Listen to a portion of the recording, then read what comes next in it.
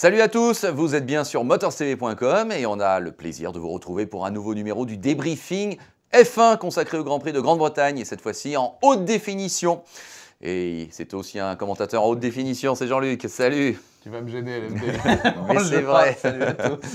Juste rentré de Silverstone. Oui. À moins que tu sois resté parmi nous. J'étais plutôt dans le studio RMC. Bon, allez, ça le faisait quand même. J'ai tout vu. Voilà. C'est moins humide, enfin presque. Et on va débriefer ce Grand Prix de Grande-Bretagne. On reviendra peut-être tout à l'heure d'ailleurs sur le contexte et sur le déroulement du week-end qui n'a pas été simple pour nos amis anglais. Et il y aura peut-être quand même des choses à dire par rapport à d'autres Grands Prix. Mais enfin bon, analysons dans un premier temps le résultat, c'est normal. Et au moins le podium. Weber qui gagne donc son deuxième Grand Prix de l'année, Jean-Luc, devant Alonso et Vettel. Est-ce qu'Alonso pouvait tenir jusqu'au bout? Est-ce qu'on y a cru? Si on est supporter Ferrari, sans doute. Mais toi, honnêtement, est-ce que tu voyais pas le coup venir gros comme une maison? Écoute, dans la mesure où la stratégie était décalée, et dans la mesure où on avait bien compris au départ que certains étaient partis donc avec des pneumatiques durs, et on allait se retrouver à un moment où ils allaient être obligés de passer les slicks, les softs, je vais y arriver, les S. Oui, parce qu'il ne pleuvait pas. Oui, il ne pleuvait pas. Alors voilà, ça, on peut commencer par là. Peut-être la première vraie information de la course, c'est qu'il n'a pas plu, alors qu'il est tombé naturellement des trompes d'eau le vendredi sans discontinuer, et qu'il y a eu une toute petite séance d'essai libre d'une heure, donc le samedi matin. Ça a été le seul moment où ils ont pu rouler vraiment sur le sec, puisque les qualifs, ça a été là aussi la loterie. Tu l'as dit, on va en parler. Donc si tu veux, la course sur le sec, donc probablement des réglages, ce qui explique certaines contre-performances, on parlera sûrement des McLaren oui, un peu après, je te le confirme. De certains pilotes, alors qu'on n'est pas habitué du tout à les voir là, surtout sur un circuit et très proche de chez eux. Alors j'en reviens aux stratégies. À partir du moment où on n'a pas mis justement les pneumatiques les plus tendres au départ et qu'on a bien compris quand même que l'équilibre général des pneumatiques les plus durs était les meilleurs pour l'ensemble du plateau, on se dit qu'au moment où Alonso va être obligé de monter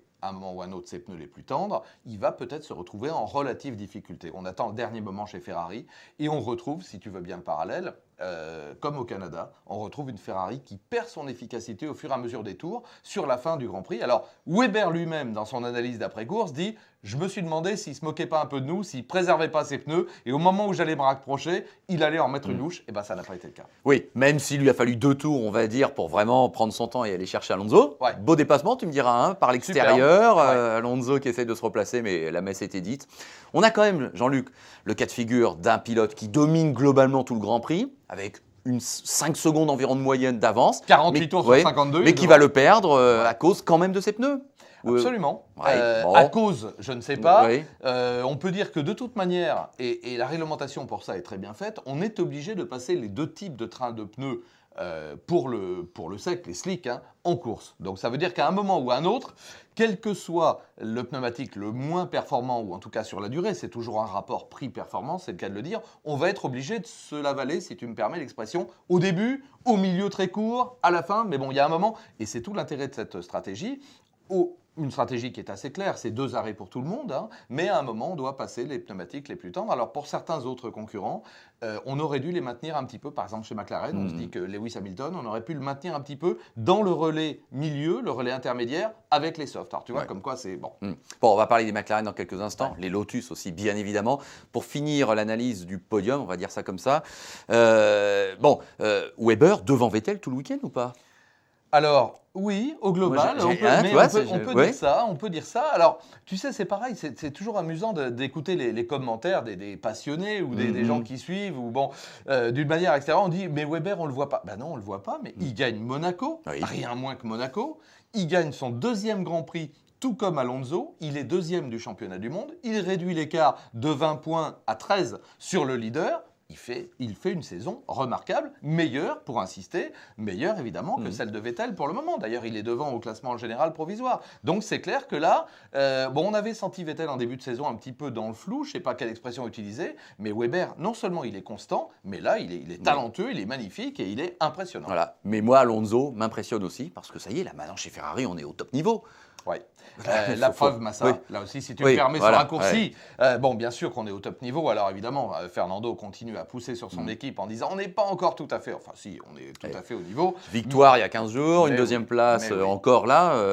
La pole, 48 tours menés sur 52. Bon, allez, ça y est. Tu sais, un pilote, tant qu'il n'enchaîne pas les victoires les unes après les autres, il trouve toujours qu'il y a encore quelque chose à redire. Évidemment que la Ferrari n'est pas ultra dominatrice dans toutes les conditions. Mais là, encore une fois, j'en veux pour référence la performance de de Massa, qui au global, et j'ai plaisir à le souligner, autant on a été critique et dur avec lui, et je crois que c'était normal, encore une fois, sans la liberté de blâmer, il n'est pas d'éloge flatteur, autant j'ai plaisir à dire aujourd'hui que Massa fait un super boulot, qu'on a retrouvé le bon Massa, et que ça fait bien plaisir, et que les deux équipes, Red Bull et Ferrari, ont dominé, donc voilà, donc Ferrari a progressé, Alonso, on connaît son talent extraordinaire, mais attention, hein, à l'arrivée entre Alonso et Massa, tiens, tu vois bien, tu as 3 secondes. C'est dire que la performance de Massa est remarquable et que les progrès de la Ferrari sont tangibles. Voilà, tout à fait. Allez, parlons des Lotus. 5 et 6 à l'arrivée, Raikkonen, Grosjean. Mais encore une fois, Jean-Luc, je ne sais pas, il y aura sans doute des regrets, hein, d'énormes regrets. Ils font les 2 meilleurs temps en course. Ouais. Bon, alors parlons de Romain Grosjean, évidemment, notre Français, qui s'accroche alors dès le début, c'est ça? Alors, moi, si tu veux bien, je remonte un tout petit peu. Je vais essayer de la faire Ouais. brève, comme toujours, parce que sinon, il y a tellement à dire. Mais le problème, il part de la fin de la Q2, où il part en tête à queue. Ça peut arriver dans une partie extrêmement glissante de la piste, où il y a une coulée d'eau, etc. Bon, ça, il se fait piéger, mais c'est pas très grave, comme beaucoup d'autres. Manque de chance pour lui. C'est tout à fait à la fin de la Q2. Donc, la voiture est dans le bac à sable. Il ne peut pas participer à la Q3, d'autant que tu sais, on a retardé. Il y a eu un break d'1 heure et demie, Oui. donc il faut aller très vite. Donc, c'est impossible pour lui. Puis la voiture, elle est dans le bac à sable, on la sort. Bon, c'est mort. Donc, il prend pas part à la Q3. Donc, normalement, il est 10e de, cette Q3 et de la grille de départ. Donc, malheureusement, ça commence là. Il n'est pas bien qualifié comme il le devrait. Après, dans le premier tour, il y a un accrochage avec une Forcidia, vraisemblablement Paul Di Resta, qui donc abîme son museau avant, abîme sa moustache. On se dit, oula, ça part mal. Mais comme il est parti avec des pneumatiques slick et finalement intelligemment chez Soft. Lotus, les softs, bien sûr, c'est ce que je voulais dire. Les S, je vais Voilà, y arriver. c'est ça. Avec les softs, eh bien finalement, il se sert de cet avantage. Se débarrasse. Voilà. Il se débarrasse de son train, il s'arrête tout de suite, on change le museau, on réagit vachement bien, et après il repart avec et il fait 2 très longs relais avec les pneumatiques durs, et là il exploite formidablement. Oui, parce qu'il la repart voiture. dernier, mais il termine juste derrière Exactement. Raikkonen, donc super. Alors il a une piste dégagée, donc il bat et rebat le record du tour, et là on se dit il a un potentiel formidable. Et moi j'indique à plusieurs reprises pendant le commentaire l'écart qui le sépare du premier, l'écart qui le sépare d'Alonso. C'est la vraie référence. Ouais. Et malgré le fait qu'il soit obligé de dépasser des pilotes, eh bien cet écart est toujours autour de 20 secondes, 21, 19 à un moment, donc on se dit il est dans les temps des tout meilleurs. Donc il y a un moment où ça va payer. Bon, donc au final, pas mal, on engrange des points. Hein. Chez Lotus, on marque 18 points d'un coup. Ouais. Romain est à l'arrivée. Encore une fois, c'est, je crois, la même conclusion, Jean-Luc. Oui, ça va passer. Ça va le faire, cette victoire Lotus. Mais quand? Alors, n'éludons pas Raikkonen, surtout Oui. pas, qui fait un très beau Grand Prix. Alors, Raikkonen est mieux sur la grille. Hein. Lui, il est 6e, il est là où il faut. Bon, au moment du départ, évidemment, il y a Massa devant. Il y a Hamilton qui fait un peu le bouchon aussi. C'est un peu compliqué. Et il perd un petit peu de temps. Donc, il ne peut pas exploiter totalement le potentiel de sa machine. Après, quand il a une piste claire, là aussi, il bat la campagne. Et alors, à un moment, on se dit que les deux équipiers vont même se retrouver pratiquement ensemble. Et puis, finalement, Romain a trop tapé dans ses pneus. Sur la fin, il est obligé de les épiler. Il n'a rien à craindre derrière. Hein. Donc, il laisse filer. Alors, oui, ça va le faire à un moment avec une belle qualification. C'est-à-dire, il faut être au plus mal sur la deuxième ligne de la grille de départ. Mais pourquoi pas sur la première? Avec un très bon départ, et on a vu qu'il y en a eu, ma foi, on peut tout espérer, et notamment cette première victoire et de Lotus, et évidemment de Romain. Voilà. Raikkonen qui est 5e au championnat du monde, c'est vrai que c'est un superbe comeback. Et si vous allez sur le blog de motorstv.com, eh bien vous verrez qu'après chaque Grand Prix, on se permet de donner quelques étoiles. C'est un petit jeu comme ça de notation sur la F1.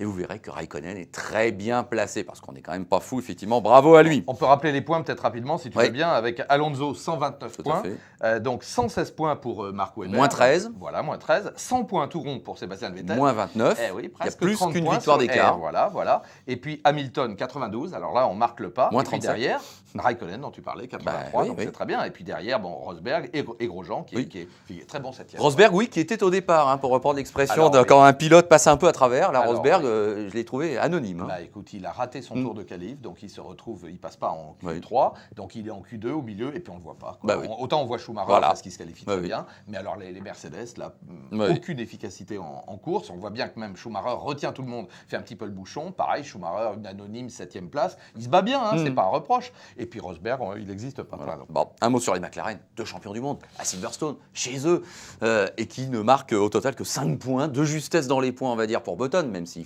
fait finalement une belle remontée. Mais Hamilton qui agonise un peu au fur et à mesure du Grand Prix, déçu. Hein. C'est une catastrophe absolue. Alors déjà, Button passe à côté de ses essais, tu l'as dit, et se retrouve, mais 19e, mais c'est invraisemblable. Donc après, on sait qu'il est condamné à une remontée météorique. Oui, c'est bien, 10e, mais dans un Grand Prix finalement comme celui-là, sur le sec, je le répète, mais on attend mieux d'une McLaren et d'un champion du monde comme Button, on attend mieux que ça. Donc c'est le minimum syndical, Oui. un petit point.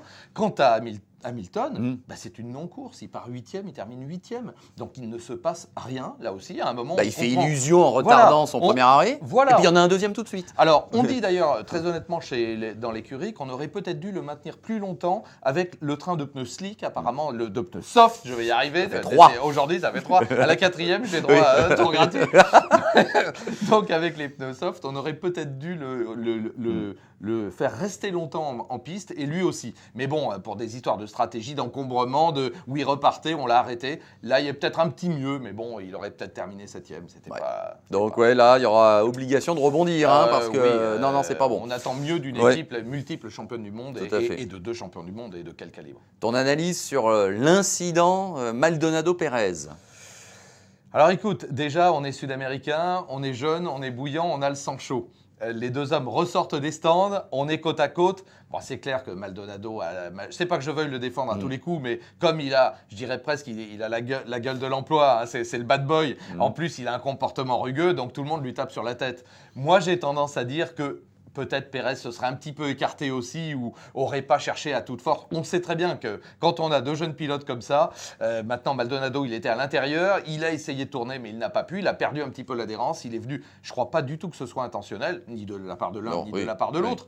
Disons que bon, il y a une forte responsabilité de Maldonado, peut-être moins que ce que Pérez a bien voulu faire croire, et surtout à la grande déclaration. Après, il est dangereux, il fait peur à tout le monde. Bon, je crois que... Bon, d'accord. Voilà. Bon, et chez Williams, la 9e place de Senna, je suppose que tu as quand même fait plaisir. Elle m'a fait très plaisir, d'autant qu'il a été chercher cette 9e place. Il était 10e, il s'est battu comme un chien pour aller décrocher ce 2e point, doubler son capital. Oui, moi, ça m'a fait plaisir, parce que pareil, il porte les couleurs de Williams-Renault, encore une fois. Et quand on aime le sport automobile et la Formule 1, et un Senna dans une Williams-Renault, ça fait toujours des frissons. Ouais. Donc j'ai été ravi de le voir se battre. Et puis, on sait qu'il est peut-être sur un baquet éjectable. Hein. Là aussi, on parle du fait qu'il ne terminerait peut-être pas forcément la saison. Donc il va falloir qu'il y ait quelques belles performances de Bruno pour le maintenir dans le baquet. Voilà. 2 dernières questions, Jean-Luc. Jean-Éric Vergne, qui, même si on ne l'a pas vu en fait, mais fait une belle remontée derrière. Remarquable. À un moment donné, il est vraiment à la porte des points. Et bon, écoute, c'est une course valeureuse, on va dire. Oui, les Français sont sur la dernière ligne de la grille de départ. Lui a 10 points, 10 places de pénalité. Après, on le sait, l'accrochage avec Kovalainen à Valencia.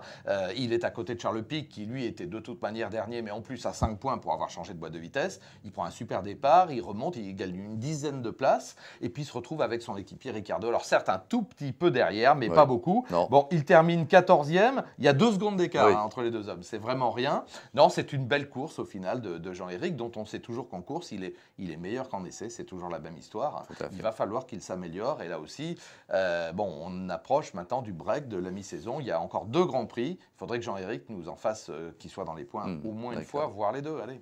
Silverstone qui a connu quand même un week-end difficile, avec la pluie, les bouchons à n'en plus finir, même un organisateur qui dit le vendredi soir ou le samedi matin, ne venez pas. Ne venez pas. C'est quand même hallucinant. Moi, j'ai le sentiment, Jean-Luc, pour conclure, et sans vouloir faire de l'anti-anglais ou je sais pas quoi, je veux dire, ça arriverait dans un autre pays, et notamment en France. Qu'est-ce qu'on ne dirait pas sur le circuit, sur l'organisation ? Je suis content que tu le soulignes. Là aussi, on ne va pas taper sur la tête de nos amis anglais, britanniques. Et puis en plus, Silverstone, c'est 63e édition. C'est vraiment le cœur du sport automobile et de la Formule 1 britannique. Le premier Grand Prix s'est déroulé là, on le sait bien, à la reprise. En 1950, c'est un ancien terrain d'aviation. Mais là, qu'on ne puisse pas prévoir en Angleterre, là, c'est pour le coup, c'est même pas en Grande-Bretagne, c'est en Angleterre, qu'il pleut, alors qu'on a eu le mois de juin le plus arrosé, le mois de juillet le plus arrosé de toute l'histoire pratiquement, là, c'est n'importe quoi. Alors après, le Grand Prix, et tant mieux, connaît un tel succès populaire. On a eu, donc, je sais pas, ils annonçaient au total pratiquement 200 000 personnes, en tout cas 130 000 environ la journée du dimanche, ce qui est exceptionnel. Mais c'est comme tu dis très justement, on imagine. Magny-Cours, par exemple, pour ne pas parler d'un endroit in the middle of nowhere, c'est l'expression des Anglais, au milieu de nulle part. Moi, ça me fait rigoler. Il y aurait eu la moitié de ça, mais on se serait fait descendre en flammes en disant « Vous les Français, vous êtes des nuls, vous n'y connaissez rien ». Donc je suis désolé, mais là, nos amis britanniques n'ont pas été brillants du tout. British Racing Drivers Club ou ce qu'on veut, là, c'est nul. Voilà, ils ont été mauvais, je suis désolé. Et on connaissait déjà les embouteillages classiques de Silverstone pour tous ceux qui ont été là-bas, où ça peut prendre 3-4 heures en temps normal. Je témoigne. Donc voilà. C'est la seule fois où j'ai loupé une séance d'essai libre. parce que bouchon de 3 heures le matin. Et à Manicourt, c'était moins pire, je le dis. Donc voilà, donc là, on va pas en rajouter, ça y est, c'est passé. Mais bon, comme tu le dis très justement, ce serait dans un autre pays que l'Angleterre, qu'est-ce qu'on n'entendrait pas. Tout à fait. Bon, voilà, je crois qu'on a à peu près tout dit sur ce Grand Prix de Grande-Bretagne. C'était la 9e manche de la saison, la 10e dans 15 jours. Le Grand Prix d'Allemagne. D'Allemagne, absolument. Où il devrait peut-être faire chaud, ce qui serait peut-être pas mal pour les Lotus. Il paraît qu'on est en été, donc c'est une bonne nouvelle. En tout cas, en Hongrie, a priori, pour le Grand Prix suivant, il devrait faire beau. Enfin, espérons-le. Bon, eh bien, on aura plaisir à vous retrouver donc pour un nouveau numéro du Débriefing F1. Vous pouvez suivre tous les Grands Prix durant les week-ends grâce au live text de nos amis, et partenaires f1-direct.com. Merci à vous, à bientôt. Salut Jean-Luc. Salut à tous.